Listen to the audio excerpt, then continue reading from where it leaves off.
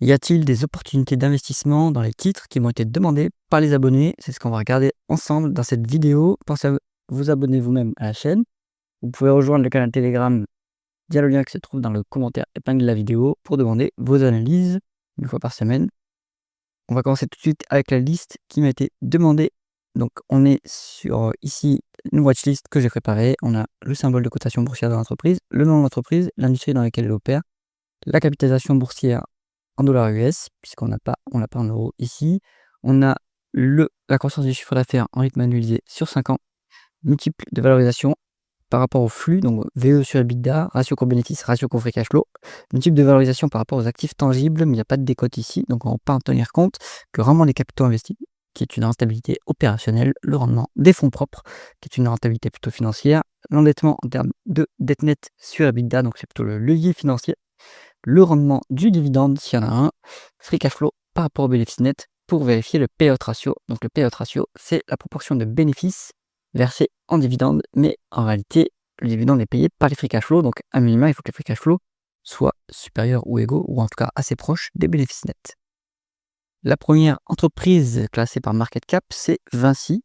On est sur un géant mondial du BTP et des concessions, donc une large cap, quasiment 80 milliards de dollars de market cap, croissance du chiffre d'affaires quand même assez soutenue en rythme annuel des 5 ans, hein, 8,3%. Donc Vinci, c'est maintenant principalement de la croissance externe. Il faut des acquisitions hein, pour continuer à stimuler cette croissance. Ça reste pas très cher. 8,5 en VE sur EBITDA, bon, pour moi, c'est pas value, mais c'est raisonnable. Hein. Entre 7 et 12, pour moi, c'est raisonnable. Au-delà, ça commence à être cher pour une entreprise européenne. Donc, pas trop chèrement payé, 17 en PE et 9 en price to free cash flow. Vu que c'est une entreprise qui est plutôt mature d'un point de vue croissance organique, il faut regarder les free cash flow plutôt que les bénéfices nets, puisque elle va pas forcément réinjecter tous les cash flows opérationnels qu'elle dégage de ses activités pour la croissance. Donc, voilà, un multiple en dessous de 10 en termes de price to cash flow, c'est pas très cher du tout. Hein. On a 9 en money capital investi, c'est une société qui est plutôt intensive en capital, donc bonne rentabilité en réalité, hein, avec 9%, c'est quand même très bien. On est à 1,7 fois l'EBITDA en dette nette, donc le levier est tout à fait raisonnable. 3,8% de rendement du dividende, donc ça c'est bien. On a un payout ratio de 53% avec des free cash flow plus élevés que les bénéfices nets. Donc très sécurisé ce dividende, il pourrait même l'augmenter s'il voulait. Donc Vinci, c'est absolument intéressant pour un investisseur. Alors, est-ce qu'on pourrait dire pour value, je dirais quand même que c'est un peu limite en termes de valorisation pour l'investisseur value, quoique ça pourrait le faire quand même. Mais pour un investisseur dans les dividendes, pour un rentier, c'est déjà intéressant à ce niveau, 3,8%, c'est quand même pas mal avec un dividende qui est bien sécurisé, assez peu de risques, avec un endettement qui est maîtrisé. Donc Vinci, c'est intéressant.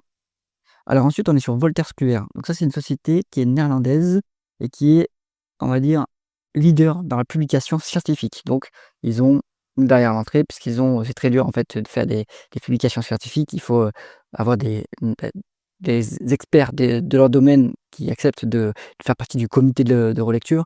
Donc, barrière à l'entrée naturelle. Donc, ça permet d'avoir en fait une rentabilité énorme avec une protection contre la concurrence. Hein. On est sur 36 milliards de dollars de market cap, donc c'est une large cap, 5% de croissance du chiffre d'affaires en rythme annualisé sur 5 ans. Donc toujours un bon fonds de croissance. Par contre, ça se paye très cher, très très cher même. 20 en VE sur le EBITDA, 34 en PE, 26 en price sur cash flow. Voilà. Malheureusement pour moi, il n'y a pas à ce niveau-là. C'est toujours possible hein, de payer des multiples très chers, mais dans ce cas-là, il faut garder l'entreprise très longtemps. Comme ça, s'il y a une mauvaise publication, on peut potentiellement avoir une moins-value importante, et sur la longue route, on pourra faire la croissance des bénéfices. Cette société elle continue, comme elle est qualitative, elle continue à faire la croissance des bénéfices, et c'est pour ça que d'ailleurs le marché la paye cher. Mais voilà, c'est pas ce genre de boîte, il faut l'acheter pour pas moins de 5 ans. Hein. On est sur 20% de rendement des capitaux investis, énorme rentabilité, pareil pour les fonds propres. Hein. Ils rachètent massivement leurs actions en fait. Hein. C'est pour ça que le rendement des fonds propres est aussi énorme, puisque le rendement des fonds propres dénominateur, vous avez évidemment les capitaux propres, et quand on rachète les actions pour les annuler, ces capitaux propres sont en diminution. Alors, endettement à 1,6 fois le bilan en dette nette, à mon avis, c'est parce qu'ils font des acquisitions, puisqu'ils sont énormément rentables, donc ils peuvent s'autofinancer largement, vu que la croissance n'est pas non plus énorme. Donc s'il y a de la dette, à mon avis, la raison, il peut y avoir d'autres raisons, hein, mais la raison principale, c'est qu'ils font des acquisitions, ce qui est bien hein, pour stimuler la croissance. Un petit dividende, 1,7%. Il peut peut paraître pas très généreux, mais en réalité, on est déjà à 50 de payout ratio, ce qui est soutenable, hein, sans problème. Mais on a quand même 1,7 de rendement du dividende parce que l'action est chère.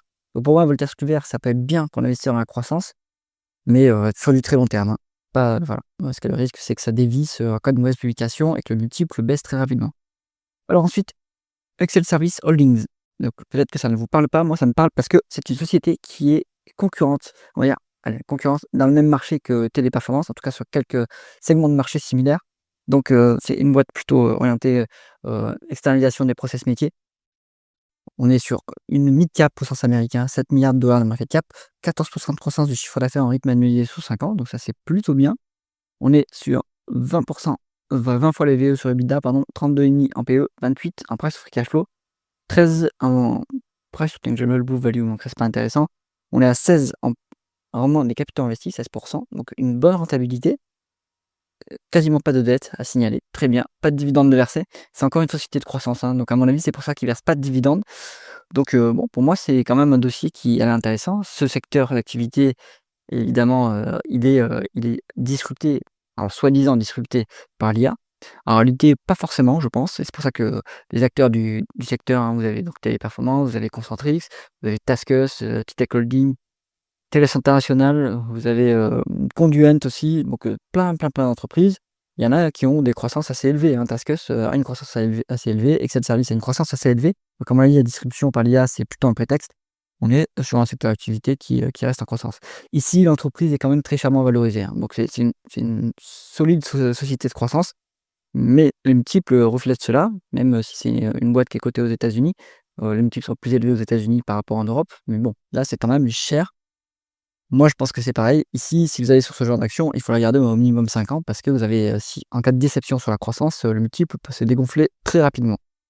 Alors ensuite, on est sur Arcadis. Arcadis, c'est une société qui fait du conseil en ingénierie. Hop, là, je suis allé sur leur site.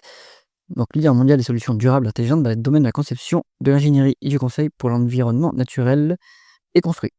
Donc, voilà, plutôt généraliste en termes de projets d'ingénierie, avec, à mon avis, un focus important sur plutôt l'environnement. Bon, donc on est sur, une boîte qui est une mid-cap, 4,5 $, un bon fonds de croissance, hein, 7,5 en croissance du chiffre d'affaires en rythme annualisé sur 5 ans, donc il y a un fonds de croissance sympathique. Ça se paye pas très cher, hein, on a 9,6 en VO sur EBITDA, donc c'est raisonnable, 18 en PE, 14 en price to free cash flow. Pour moi, c'est croissance à prix raisonnable, ce genre d'entreprise, hein, donc bon fonds de croissance, valorisation raisonnable, rentabilité correcte, on a 13% en rendement des capitaux investis. Alors, ce genre de société n'a pas besoin de beaucoup de capital, hein, pour opérer puisque c'est l'intelligence humaine, donc c'est plutôt des consultants. Donc 13 mais c'est quand même pas malin, c'est pas si malin comme rentabilité.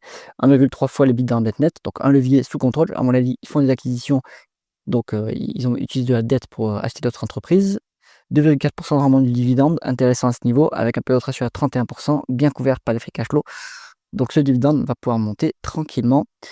Donc bonne petite société de croissance également ici, pour jouer, voilà, hein, tout ce qui est, ingénierie, bonne rentabilité, bonne croissance, valorisation tout à fait raisonnable, un petit dividende qui va monter, ça c'est qualitatif pour moi. Ensuite, on est sur Kontron. Alors Kontron, eux, ce sont des spécialistes, c'est une boîte allemande, alors Autriche plutôt, autrichienne, qui est spécialisée dans l'IoT, Internet of Things, donc plutôt de l'ingénierie, hein, plutôt du coup du hardware, je dirais. On est sur 2 milliards de dollars de market cap, donc c'est une mid-cap, 8,2% de croissance du chiffre d'affaires en rythme annualisé sur 5 ans, donc un bon fonds de croissance également, 14 en VE sur EBITDA, 21 en PE, 53 pour free cash flow, donc il y a peut-être un problème sur les free cash flow temporairement, ça c'est pas significatif. Ouais, ça commence à être cher cette boîte, hein. Bon, c'est pas exorbitant non plus, hein, mais ça commence à être un petit peu cher pour moi. En tout cas, moi je suis un investisseur value, hein, je rappelle, donc j'investis pas dans les sociétés de croissance, pas en stock picking en tout cas. Là, ce serait plutôt croissance, voilà, société de croissance, 8,4 de rendement des capitaux investis, donc bonne rentabilité. C'est quand même, à mon avis, un peu intensif en capital, hein, ce genre vu que c'est du hardware, donc la rentabilité est tout à fait correcte, pour ce genre de profil.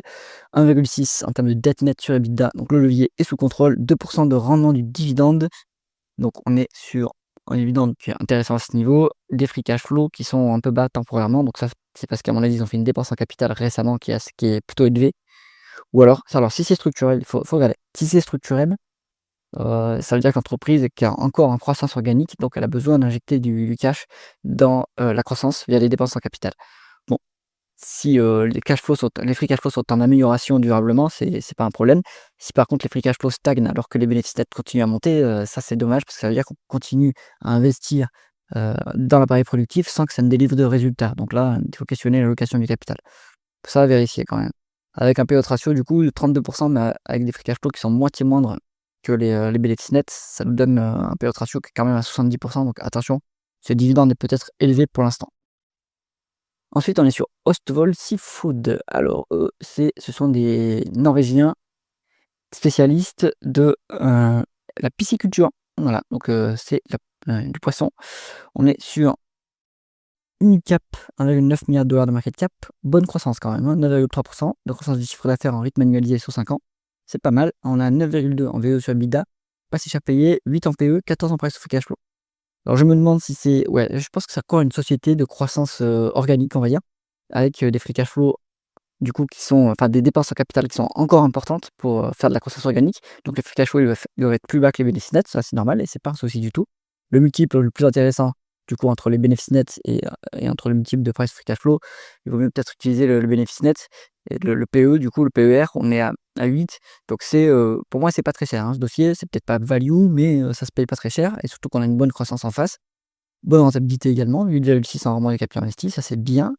La dette ici, en fait, il faut pas se laisser avoir, il faut la retraiter. Dans les normes IFRS 16, on a des obligations locatives.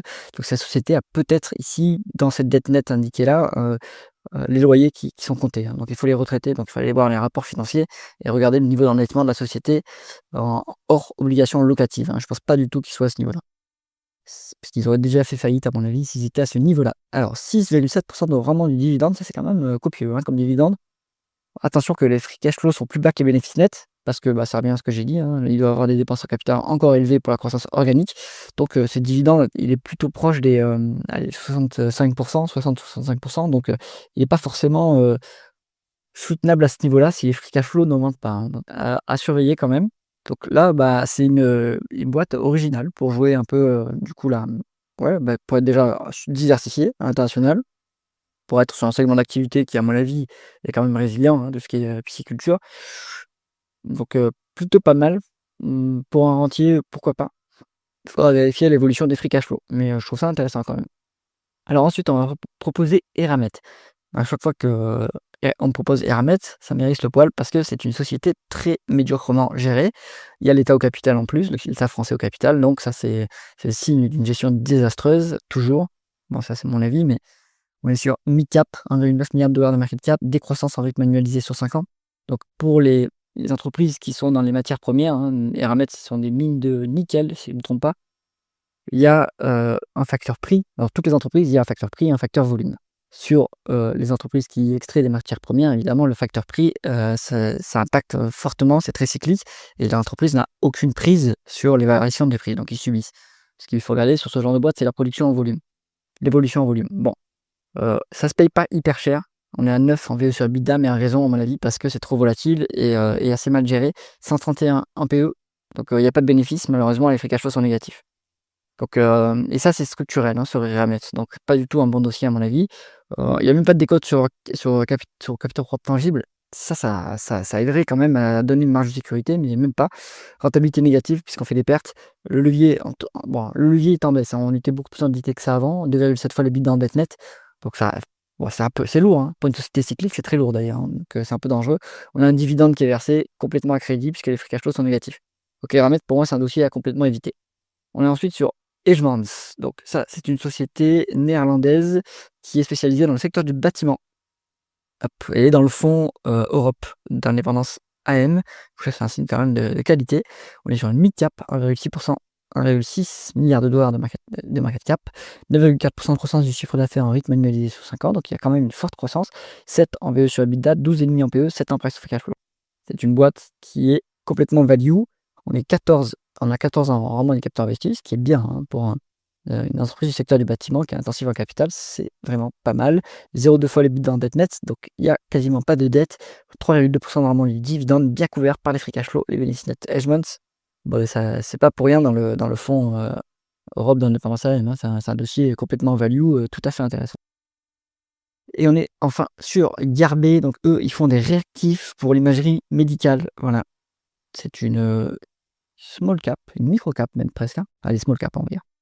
Quasiment pas de croissance, 0,8 de croissance du chiffre d'affaires en rythme annualisé sur 5 ans. Ça veut pas dire que c'est un mauvais investissement, hein, puisque du coup, ça se paye très peu cher. 7 fois la BE sur EBITDA, 20 PE, donc là, il y a potentiellement des bénéfices nets qui sont impactés par des éléments de non-cash, parce que le price free cash flow est à 7. Donc bon, c'est pas du tout cher payé.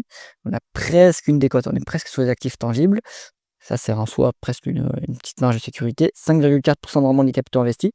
Attention que la rentabilité n'est pas énorme quand même, hein. On est sur 4,5 en termes de dette nette sur EBITDA. Donc il faudra décomposer cet endettement. Est-ce qu'il y a des obligations locatives? Dans ce cas-là, il faut l'enlever et regarder le véritable levier d'endettement. Si on est à 4,5 sans obligations locatives, c'est beaucoup trop. À la limite classique pour les sociétés qui sont on va dire plutôt industrielles, plutôt cycliques, et tout ce qui n'est pas utilities, télécom, etc. La limite classique, c'est 3 fois l'EBITDA en dette nette. Au-delà, les banquiers sont plutôt frileux. Donc là, on est quand même sur un niveau élevé. Il n'y a pas de dividende de versé. Bon, à mon avis, c'est normal vu l'endettement qu'il y a. Donc, alors, il n'y a pas de dividende versé. Donc, IND, ici, c'était indicatif, donc c'est pour 2025. Et ici, par contre, le payout ratio est sur les 12 derniers mois. Donc, il y a eu un dividende qui a été versé sur les 12 derniers mois avec un payout ratio de 40%. Mais donc, il était soutenable. Par contre, il y a trop de dettes actuellement, donc il n'y aura pas de dividende, à mon avis, sur 2025, puisqu'il faut rembourser la dette. Voilà pour cette sélection. Donc, il y en a un peu pour tous les goûts. C'est assez diversifié, il y a des dossiers que je ne connaissais pas, donc c'est toujours intéressant de partager. Merci à vous. J'espère que cette analyse vous a intéressé. Si c'est le cas, mettez un pouce vers le haut et pensez à vous abonner à la chaîne. À bientôt.